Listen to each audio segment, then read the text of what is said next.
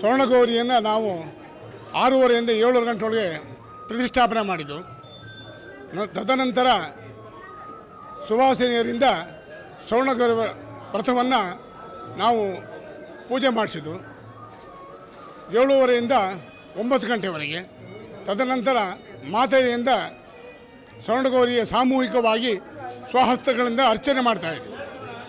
ಅದು 9 ಗಂಟೆಯಿಂದ ಸಾಮಾನ್ಯವಾಗಿ ಮಧ್ಯಾಹ್ನ 1-1:15 ಗಂಟೆಗೂ ನಡೀತದೆ.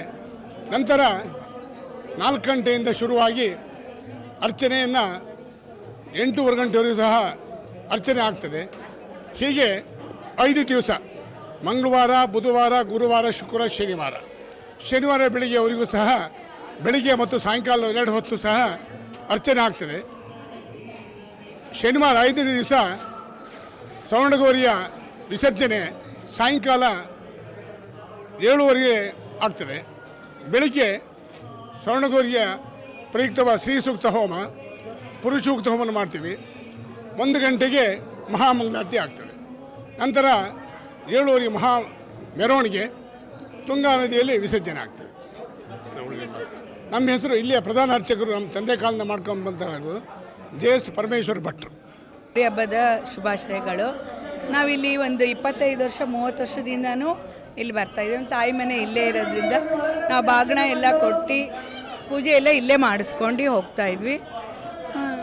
ಚೆನ್ನಾಗಿದೆ. ನಾವು ಶಿವಮೊಗ್ಗದವರೇ ಆದ್ದರಿಂದ ನಮಗೆ ಇಲ್ಲಿ ಮಡ್ಲಕ್ಕಿ ಹಾಕೋದು, ನಾವು ತಾಯಿ ಮನೆಯದೇ ಎಲ್ಲ ಸಾಂಪ್ರದಾಯವಾಗಿ ನಾವು 25-30 ವರ್ಷದಿಂದ ನಡ್ಕೊಂಡು ಬಂದಿದ್ದೀವಿ.